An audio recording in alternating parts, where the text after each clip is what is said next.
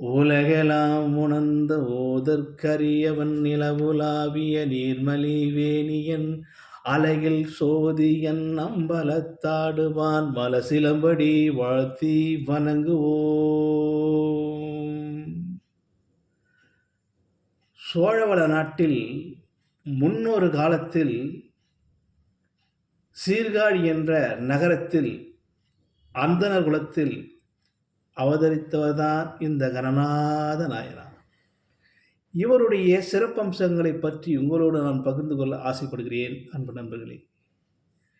இவர் அணிதினமும் அந்த சீர்காழியில் இருக்கக்கூடிய தோணிபுரி ஈஸ்வரரை அணிதினமும் 3 வேளை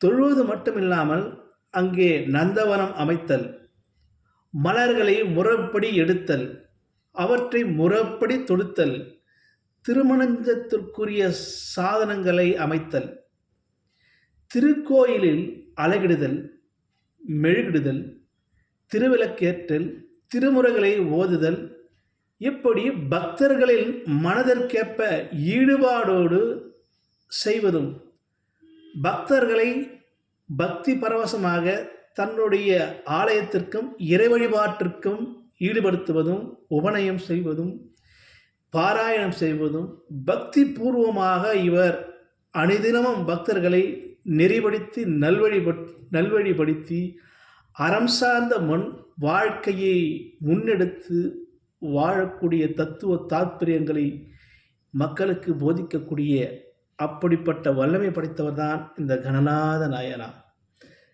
கணநாத நாயனார் அப்படி இருக்கின்ற போது கூட சரி, திருஞான சம்பந்தர், அதாவது இறைவனை விட திருஞான சம்பந்தருக்கு இவர் சிஷியனாக இருந்தது மட்டுமில்லாமல் அவர் பாத கமலங்களை தொழுது வணங்கி 3 முறை தொழுவாராம் ஒரு நாளைக்கு. தொழுது வணங்கி குரு பூஜை செய்யக்கூடியவராக இருந்தார். குரு எவ்வழியோ அவ்வழி தானும் என்று வாழ்க்கையை முன்னெடுத்து வாழ்ந்தார். இவர் இல்லறத்தார் கூட இல்லறத்தை நல்லறமாக வாழ்ந்தார்.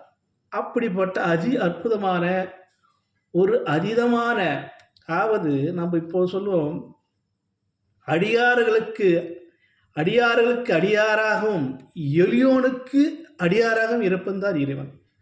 அடியார்களின் பாத கமலங்களில் அடிப்பொடி என்பார்கள். அதாவது அடியார்களில் இருக்கக்கூடிய அடியின் கீழ் இருக்கக்கூடிய பொடியில்தான் இறைவன் இருக்கிறான். அதாவது அடியார்களுடைய பாத கமலிலிருந்து வரக்கூடிய துகள்களில்தான் இறைவன் இருக்கிறான் என்பதை அறியக்கூடிய வகையில் அப்படி ஒரு இறைவன் அடியார்கள் இருக்கிறான் என்று அறிந்த இந்த கணநாதர் இந்த திருஞான சம்பந்தரை அனுதினமும் அவர் பேர் அன்பு கொண்டு பற்று கொண்டு அவர் மேல் உருகி நேசித்து நெஞ்சில் இருக்கின்ற அத்தனை உணர்வுகளையும் வெளிப்படுத்தக்கூடியவர் தான் இந்த கணநாத நாயனார். இந்த கணநாத நாயனார் இப்படி இல்லறத்தை நல்லறத்தை வாழ்ந்தாலும் கூட இவருக்கு ஏன் இப்படி முக்தி பேர் அடைந்தார்? இவருடைய முக்தி பேர் அடைவதற்கான 63 நாயன்மாரில் வரிசையில் வருவதற்கான காரணம் என்றால், இப்படி வாழ்க்கை என்பது சித்தாந்தம், களவு பொய் பித்தலாட்டம் இதையெல்லாம் நிறைந்ததுதான். ஆனால் அதையெல்லாம் பகுத்து ஆய்ந்து நெறிப்படுத்தி வாழக்கூடிய வல்லமை இவருடைய வாழ்வியலை மேற்கொண்டார் என்பதுதான் ஒரு யதார்த்தமான உண்மை. அன்பு நண்பர்களே, இவரை பற்றி சொல்லக்கூடிய என்றால், அதாவது நம்முடைய சுந்தரமூர்த்தி நாயனார் இவரை பற்றி சொல்லியிருப்பார். கடற்காழி கணநாதன் அடியவர்களுக்கு அடியேன் என்று திருத்தொண்டர் தொகையில் சுந்தரமூர்த்தி நாயனார் அடிகோடிட்டு காண்பித்திருப்பார். அன்பு நண்பர்களே, இந்த தோணிபுரி என்கின்ற தோணி ஈஸ்வரர், அதாவது தோணிபுரி ஈஸ்வரர் வருவதற்கான அந்த ஆலயம் உருவாவதற்கான காரணம் என்னவென்றால், சிவபெருமான் ஊழி காலத்தில் 64 கலைகளையும் ஆடையாக கொண்டு பிரணவ காலத்தில் தோணியில்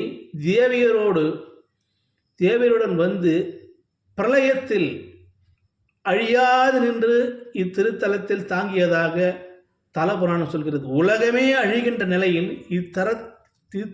திருத்தலத்தை தாங்கி பிடித்து மீண்டும் மனித வம்சத்தை விரிவுபடுத்தினார் என்று சொல்லப்படுகிறது. அன்பு நண்பர்களே, இப்படி இவரை பற்றி சொல்ல வேண்டுமென்றால், இவர் பக்தி நெறியாளரும் கூட சில காலம் பூமியில் வாழ்ந்து சிவலோகம் அடைந்த பிறகு கைலாயத்தில் சிவகணங்களுக்கு அதிபதியாக இருந்தார் என்று சொல்லப்படுகிறது. அன்பர்கள், சிவகணங்களுக்கு இவர் அதிபதியாக இருந்தார். சிவனடியார்கள் வழியில் 63 நாயன்மாராக இருந்தாலும் கூட சிவகணங்களுக்கும் அதிபதியாக இருந்தார். கைலாயத்தில் சிவகணங்களுக்கூட இவர் அதிபதியாக இருந்து சொல்லப்படுகிறது. இவர் முக்தி அடைந்த பிறகு இவருடைய முக்தி தலம் அவதார ஸ்தலமும் சீர்கழி, முக்தி தலமும் சீர்கழி.